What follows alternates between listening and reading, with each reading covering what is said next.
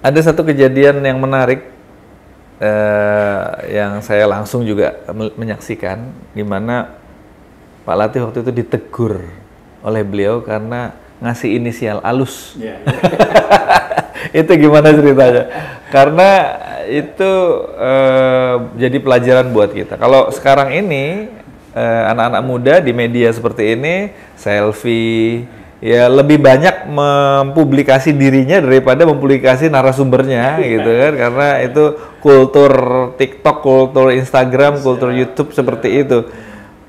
Kita nggak bisa mengatakan bahwa yang ini lebih ikhlas dari yang itu, karena Allah aja yang tahu. Tapi saya sangat terkesan sekali dengan cara beliau menjaga bukan saja kerapihan hasil kerja fisik, tapi juga attitude ya, sikap yang menjaga keikhlasan itu. Bahkan mengasih inisial sedikit pun tidak dibolehkan. Itu gimana ceritanya waktu itu, Pak? Jadi kita sebenarnya bukan bukan mau kasih nama untuk diikutkan di majalah itu ya. Cuman maksudnya ini yang mengedit, yang mengakhiri itu saya gitu. Iya, iya. Supaya kalau ada apa-apa bisa dilihat penanggung jawabnya siapa. Saya yang ditegur. Alus itu Abdul Latif Usman. Gitu ya. Terus? Cuman apa yang terjadi? Beliau melihat bahaya ini. Bahaya. Kalau ini terus-teruskan mungkin periode cetakan ke depan bukan hanya arus lagi, mungkin ditambahi lagi. Nah, kalau dibiarkan berkembang lagi, makanya ditegur dengan baik. Kalau seperti gitu, jadi kita ini kerja nggak dimarahin tapi? Oh enggak, beliau enggak pernah marah. Nggak pernah marah. Beliau enggak pernah marah.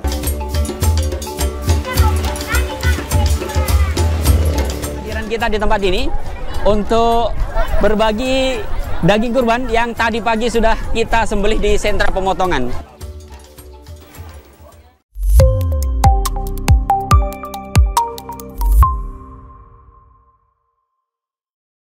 A'udzubillahi minasyaitonirrajim. Bismillahirrahmanirrahim. Assalamualaikum warahmatullahi wabarakatuh. Waalaikumsalam. Pemirsa majalah Hidayatullah, mudah-mudahan semua dalam keadaan sehat walafiat. Amin.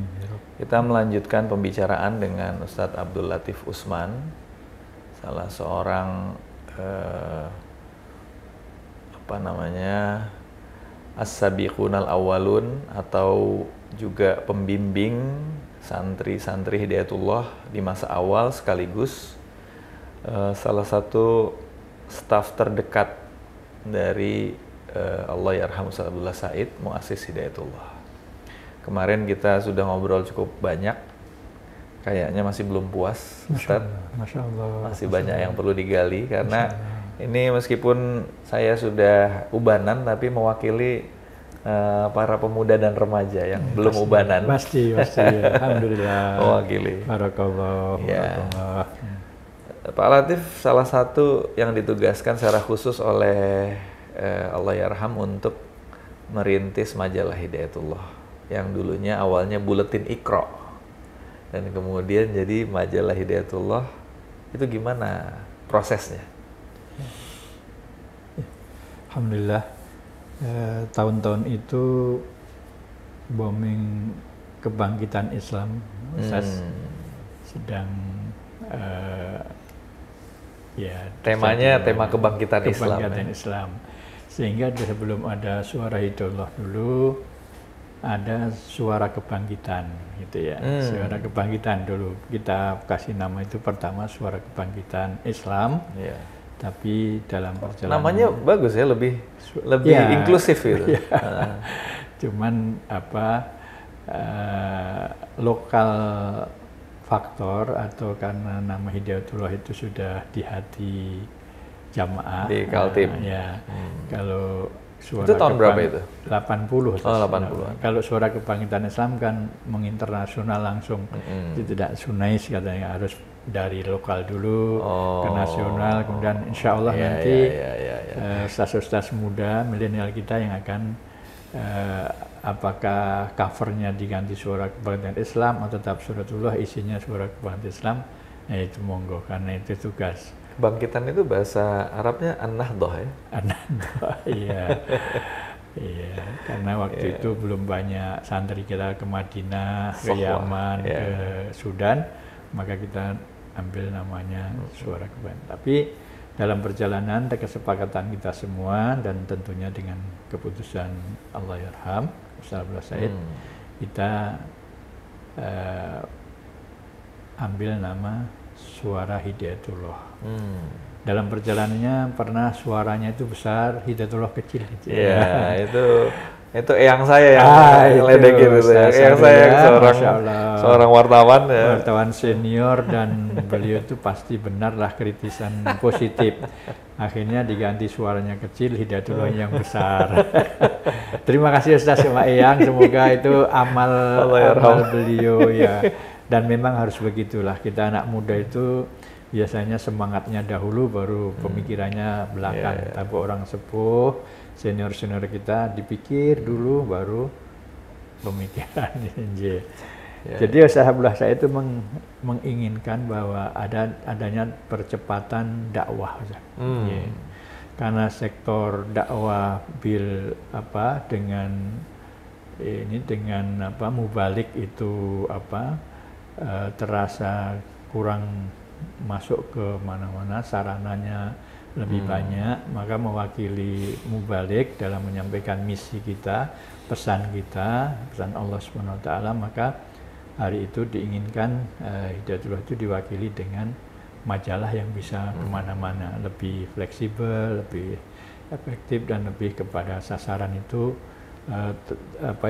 terekam atau mempunyai rekam jejak ya? Rekam jejak gitu, bukan dengar malam Jumat pulang lupa, kemudian pengajian yang lain habis didengar lupa, tapi ada nanti kalau lupa ada lagi data yang bisa dibuka untuk mengulangi kemampuan penyimpanan rekaman pikir kita. Dan memang waktu itu di zaman itu, mohon maaf, surat kabar cetak, majalah itu memang media yang cukup efektif ya. Betul, Ustaz, betul. Dibandingkan dengan sekarang. Iya, gitu. termasuk kita juga memanfaatkan media-media gitu, kita ambil yang positif dan beliau juga mengarahkan kepada kita bahwa dimanapun informasi itu ada. Jadi kita tidak teruskan. Malah kita kumpulkan dari surat kabar, dari majalah-majalah, ada Panji Masyarakat, ada lain sebagainya yang sekarang ya Allah kehendaki untuk istirahat dulu. Semoga beberapa saat lagi semua yang istirahat itu muncul kembali semua bersama kita. Walaupun elektronika sudah menguasai dunia informasi, tapi insya Allah itu tetap sekarang yang saya lihat masih ada Gontor, untuk sahabat kita untuk bersama berdakwah kepada mad'u kita. Ya, tapi alhamdulillah Suara Hidayatullah masih eksis dan only one ya, hanya satu-satu yang bertahan dari serangan badai tsunami informasi ini, masya Allah. Ya. Nah Ustaz, waktu itu beliau mengendaki bahwa kita itu orang Islam itu harus nomor satu lah, ya, nomor satu. Dalam dakwah harus nomor satu, dakwah bilhal nomor satu, dakwah informasi nomor satu. Makanya ditempuh atau ditetapkan hari itu untuk ya kita membuat sebuah buletin yang sangat sederhana, ya sangat sederhana dibandingkan dengan surat kabar dan koran atau majalah yang ada pada waktu. Baik sederhana dalam materinya, sederhana dalam penanganannya, dan sederhana dalam isinya. Jadi waktu awal itu kita khusus mentransfer materi kuliah beliau, materi kuliah malam Jumat yang sudah bertahun-tahun berada. Nah itu kita jadikan materi utama dan materi satu-satunya. Ya. Pak Latif mau tanya sedikit. Ceramah atau khutbah-khutbahnya Ustaz Abdullah Said itu kan menjadi suatu yang sentral di masa itu. Sangat sentral sekali. Betul. Untuk membangun kekuatan kader maupun membangun gelombang dakwah di masyarakat, baik yang secara langsung malam Jumat yang berbondong-bondong orang datang pakai truk, pakai bis itu tiap malam Jumat ya, di tahun-tahun itu, tahun 70-an, 80-an. Maupun yang kemudian disebarluaskan lewat majalah. Ada pertanyaan yang mungkin pasti akan ditanyakan oleh generasi muda sekarang ini ya. Apa sih bedanya orang mendengarkan ceramah Ustaz Abdullah Said dengan ceramah orang lain di masa itu? Iya. Sebuah kepemimpinan itu memang terletak di figur, Ustaznya, di figur. Kata teori informasi, membaca buku 50 jilid itu akan selesai dengan 2 menit kalau ketemu penulisnya. Jadi kita membaca buku yang berjilid-jilid, ketemu penulisnya 2 menit selesai. Nah, makanya artinya efek dari kepribadian yang kaya itu ya. Betul, Ustaz. Iya. Terus malah dulu itu kita pegang teori kata orang. Ada penulis 50 jilid dikritik, ya. Kebanyakan itu katanya, bagaimana? Bikinlah 10 aja. Nah, setelah dibikin 10 di press jadi 10, ini masih berat ini, orang sekarang itu sibuk, nggak bisa 10, jadi 1 jilid aja katanya. Oh ya sudah, 1 jilid saja. Masih ditawar juga, namanya pembaca, namanya pendengar, namanya penikmat itu maunya yang enak-enak lah. Yang instan. Yang instan. 1 jilid juga masih berat betul. Beberapa lembar aja lah. Nah, di press lagi jadi beberapa lembar. Sudah beberapa lembar masih ditawar juga. Enggak pas itu, bagusnya itu 1 lembar aja. 1 halaman aja. 1 halaman. Sudah di 1 halaman juga masih belum puas.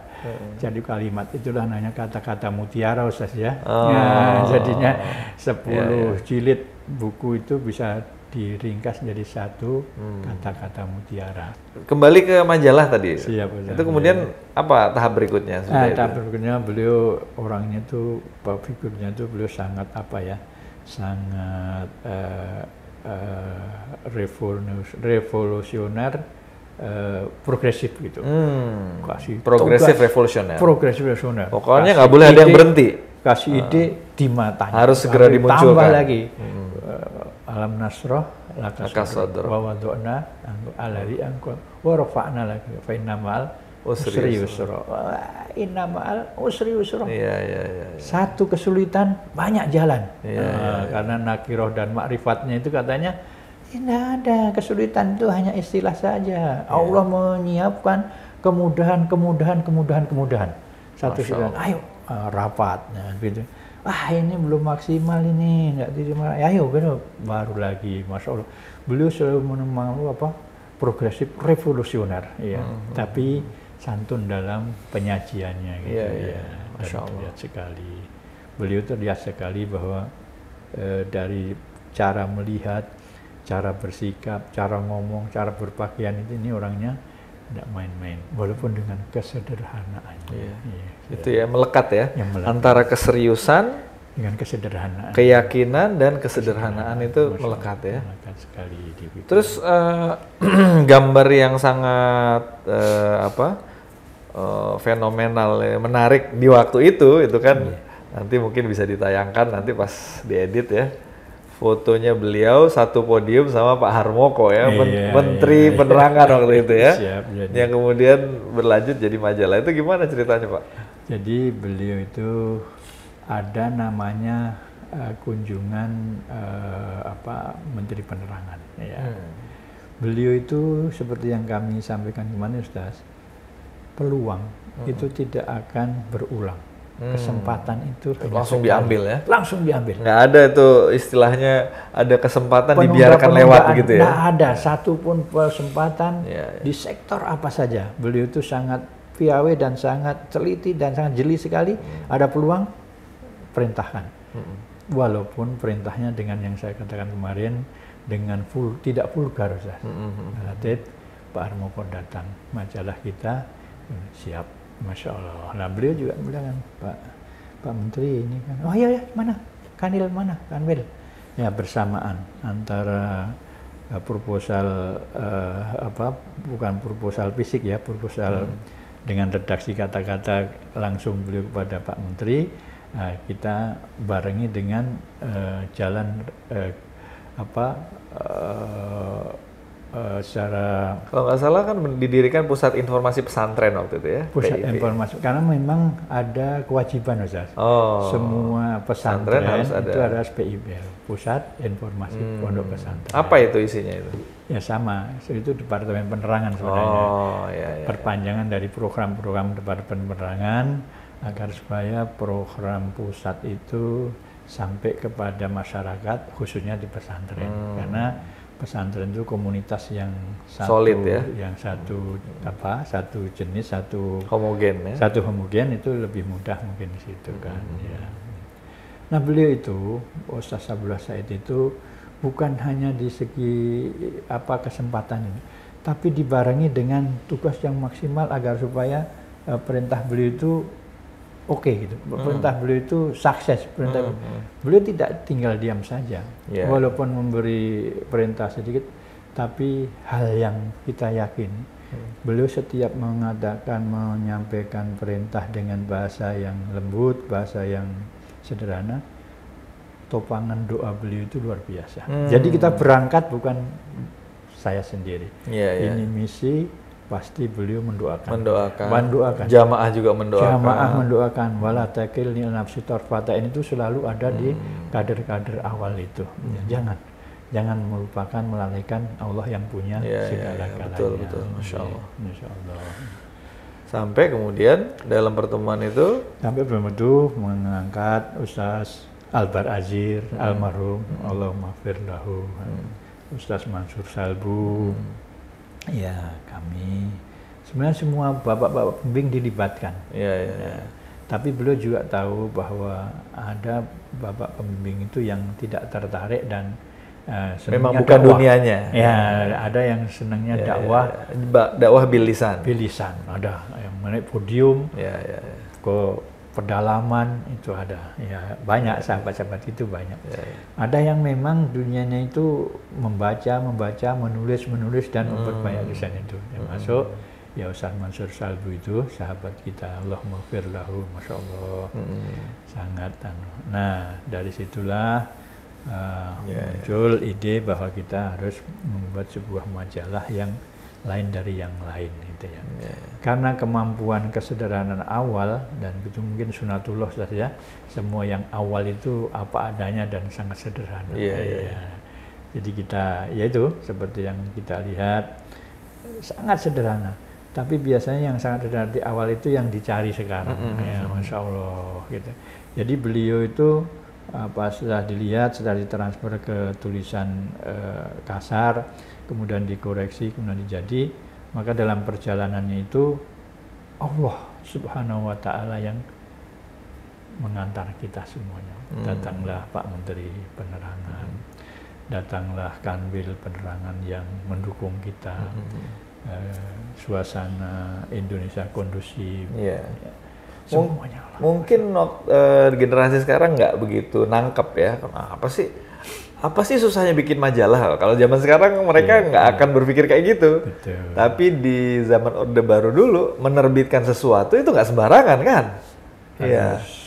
Masalah politik, masalah keamanan, kemudian perizinannya juga harus bayar berjuta-juta kan begitu kan waktu itu. Kalau sekarang anak-anak mau bikin apa aja tinggal set up akun media sosial sendiri, udah ribuan orang yang baca gitu. Tapi di masa itu bikin majalah di bawah pemerintahan Orde Baru itu nggak mudah ya. Dan itulah Ustaz, sebuah keniscayaan.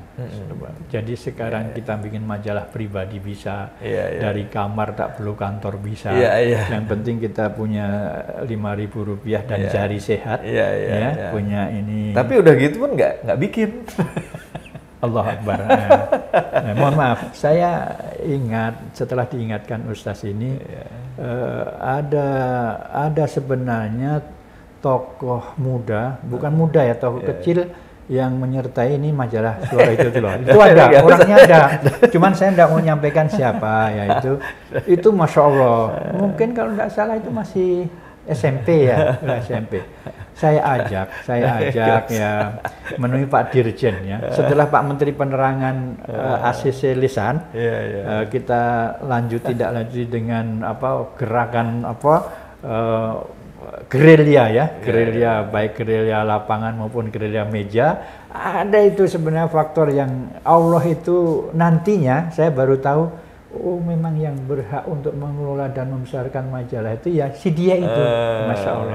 Masya Allah, Masya Allah. Akhirnya saya ajak yang pengawal saya, menemui Pak Dirjen, Pak Soekarno, Pak Soekarno ya, itu, dan Masya Allah. Dirjen PPG ya, Pembinaan Pers dan Grafika, PPG itu. Itu dirutnya saya, di PPG itu dirutnya. Kalau dirjennya itu dirjen apa Pak Karno, PPG ya, PPG ya Pak Karno. Pembinaan Pers dan Grafika. Jadi waktu itu saya ditanya, dari mana Pak? Dari Balikpapan. Oh Bapak ke Banjarmasin, ya tepat sudah. Nanti aja Pak ke kantor katanya. Ya. Kalau saya ke kantor, saya mau bermalam di sini aja, karena saya tidak punya uang lagi. Loh, Bapak bermalam di mana? Ya, saya di masjid. Nah, kalau gitu saya lapor dulu. Ya, akhirnya lapor, ajudannya, Pak ini tidak mau pulang kalau belum. Ya kasih tahu, besoklah ke kantor. Ya, sampaikan lagi, besok ke kantor aja. Saya percaya, tapi anak buah Bapak yang tidak mempercayai saya, tolonglah dibikin sulit sedikit aja lah. Ada kertas yang mau saya bawa. Akhirnya diberi apa, kata belece waktu itu katanya. KTBLC, bahasa Belanda ya. KTBLC. Surat sakti. Surat sakti, Masya Allah. Masya Allah. Nah itu disampaikan ke Direktur apa itu Pak Willy Laluyan, kalau tidak salah namanya Willy Laluyan. Nah, Direktur Bina Pers. Bina Pers. Jadi kalau Ditjen itu Direktorat Jenderal Pembinaan Pers dan Grafika, direkturnya Bina Pers. Bina Pers. Ya, sudah. Ya alhamdulillah kata satu KTBLC itu kita kembali ke kantor Departemen Penerangan. Ternyata sahabat kecil saya yang saya ajak itu dengan semuanya karena pertolongan Allah, orangnya itu ada di dekat saya sekarang ini, Masya Allah. Masya Allah. Ternyata si kecil yang SMP waktu saya kursus surat ternyata sekarang jadi guru saya. Astagfirullahaladzim. Betul itu Pak. Bukan hanya Gunung Tembak, Jakarta, tapi seluruh dunia sudah dijelajahi. Dan di mana saja, beliau menulis sebuah prestasi untuk pers dan surat kabar baik di Anda. Masya Allah. Iya. Alhamdulillah habis itu kemudian diserahkan ke Surabaya ya Pak ya? Ya, bukan diserahkan. Sebenarnya diamanahkan. Beliau itu satu itu tadi, progresif, revolusioner. Nggak boleh ada pun ide yang mandek ya? Nggak ada yang ide mandek. Dan ini, wah ini sudah tidak sesuai nih. Tidak sesuai dengan zaman, tidak sesuai dengan perkembangan Hidayatullah. Kok gini-gini aja. Nah, kebetulan, bukan kebetulan. Tiba waktunya Allah mengirim teman-teman dari Surabaya, almarhum Insinyur Sulaiman, almarhum Pak Ustaz Rofiq, Ustaz Abdul Rahman, Ustaz Rahman Surabaya, Ustaz Hamim Tohari, Ustaz Wibowo, Ustaz Zikrullah, Masya Allah. Santri Pak, dari waktu itu sampai sekarang masih santri. Masih santri, itulah santri abadi dan Allah SWT meridai usaha kita semuanya. Jadi pimpinan sudah, sekarang Pak Latif, Pak Mansur, kita berangkat. Masya Allah, nah, jadi apa nanti ya majalah kita ini? Masya Allah, ternyata Alhamdulillah. Sekarang kita bersyukur only one. Ya. Di tahun-tahun itu dari tahun 88 ya, dari tahun 88 diserahkan sampai tahun sampai sekarang ya. Saya secara resmi bergabung itu edisi ketiga. Edisi ketiga, Masya Allah. Ketiga. Jadi 1, 2, edisi ketiga. Kemudian bulan Agustus, kemudian tahun 88 diumumkan, di edisi Agustus itu diumumkan rekrutmen reporter. Rekrutmen reporter. Tapi nggak ada yang lamar. Masya Allah, Masya Allah. Karena waktu itu majalahnya belum layak tampil. Artinya belum terlalu dikenal gitu. Dan menjadi wartawan pada waktu itu bukan pekerjaan yang menarik, tidak apa namanya, kecuali kalau di media-media yang besar. Kalau di media-media yang kecil orang nggak tertarik gitu. Akhirnya saya ingat Pak Wibowo waktu itu salah satu redaktur yang juga all round, semua pekerjaan dipegang sama dia. Udahlah, daripada nggak ada yang diterima, kita tulis di surat dari redaksi bahwa alhamdulillah sudah diterima ini. Padahal orangnya sudah kerja di situ. Sejak redaksi ketiga ya. Keikhlasan. Allah. Dan itu apa namanya, ya alhamdulillah itu dari 88 sampai 96, 97 itu bisa dibilang masa-masa keemasannya majalah itu. Betul. Operasinya sampai luar biasa. 50.000 ya, antara 50 sampai 70.000. Itu 50.000 majalah itu luar biasa. Ya. Jadi ini, nah itu ini kan mengganti tagline yang lama, kebangkitan generasi abad ke-15 Hijriah. Gitu. Kita ganti itu saya yang mengganti. Ketika Allah mentakdirkan jadi pemimpin redaksi, saya bilang sama Pak Hamim waktu itu, Pak, saya izin mau mengganti. Ini memang sebenarnya itu belakangan ya baru kalau itu sesuatu yang sangat besar sebenarnya, artinya mengganti slogan yang tadinya menjadi ruh dari majalah ini kan itu kan, tapi kan insya Allah enggak apa-apa.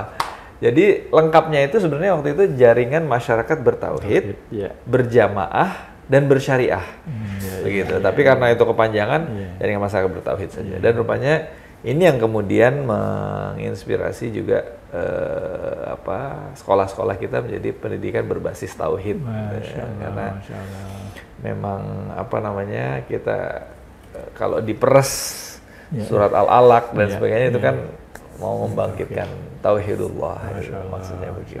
Pak Latif, terima kasih banyak ngobrolannya. Minta kalimat penutup khusus untuk untuk teman-teman di pengelola majalah Hidayatullah TV, hidayatullah.com, dan semua yang ada di dalamnya, termasuk juga unit-unit usahanya. Mohon berkenan ngasih kalimat khusus untuk mereka, insya Allah. Masya Allah. Mana? Sini? Silakan. Rekan-rekan sahabat tercinta, surga menunggu kita. Jalan menuju surga untuk kita lewat majalah kita, insya Allah.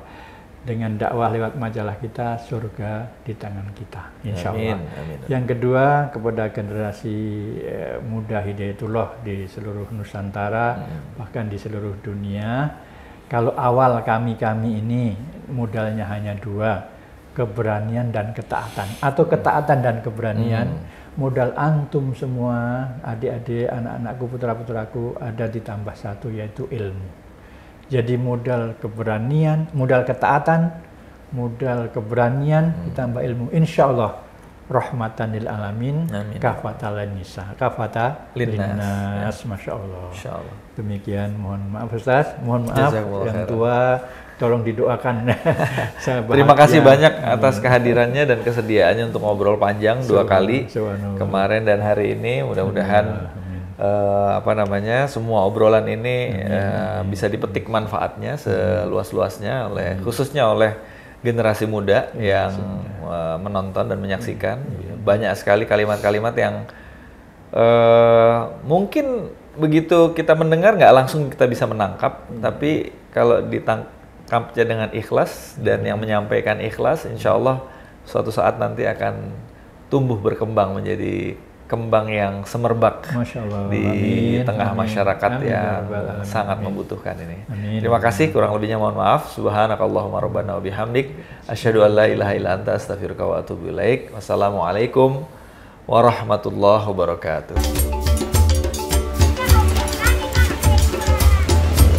Hadiran kita di tempat ini untuk berbagi daging kurban yang tadi pagi sudah kita sembelih di sentra pemotongan.